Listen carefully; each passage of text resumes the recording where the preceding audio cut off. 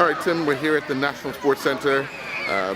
You're here helping with the primary schools, showing them a bit of rugby. What is the day all about for the players that come in for the Classic to host an event like this? Well, it's really to teach and spread the love of the game that we have onto the kids. Hopefully, when they start young, that they'll develop and continue to stay into the game. You know, most of us in the States didn't start till we were in our 20s, so if we can get the kids starting when they're younger, it'll help them with the game and develop just like any other mainstream sport. Okay. And what are some of the drills the kids are getting? Oh, just a few little tackle drills, tackling the bags, some ball drills, passing, a little bit of line outs, just kind of some of the basics. Have fun, get the ball in our hand, get them running, moving a little bit. Now, I'm surprised to see you guys out after the monsoon you played in last night. Yeah. Let's talk a little bit about last night, actually. Sure. Torrential rain, you had opponents in your face, they had to deal with the elements as well. But what do you think the biggest challenge for the Americans was? Well, I think our game is more about the speed and moving the ball.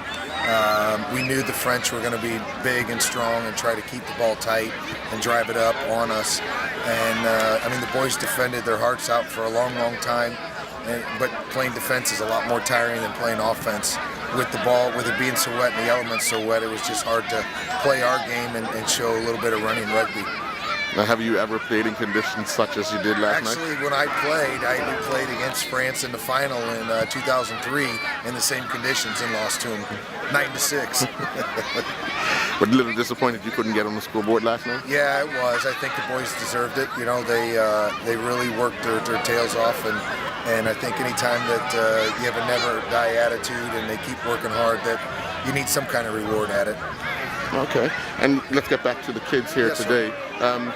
How young in the United States do the kids start learning about rugby? Well, we're actually starting from first grade on, so they're 7 years old, and it's a lot of done in the gym classes, a lot of non-contact, just moving the ball, basic ball movement for rugby, just trying to get them out to the game and understanding it, break down the barriers a little bit of it just being a big barbarian sport. Once we seem to get into the schools, the kids absolutely love it. And so what we've done is started a non-contact league in our town in Kansas City. And so we have 160 kids our first year that are out playing the game. Okay. What about the women's side in the United States? How is that coming along? It's difficult for the women's side, especially in our area, just to get the high school girls. The grade school girls, when we do the non-contact for the grade school, it's co-ed. And the girls, you know, they do great. It's great out there. It's just, I don't know, I think it's just still the stigmatism of rugby with the women. And plus, it's hard to get good coaches. If you don't know the game, you can't really coach, and not a lot of women play the game, which makes it harder for the women to help coach. And if you're going to coach a female team, you have to have a women's coach. At least one to help. Well, thank you very much. Yeah, thank you.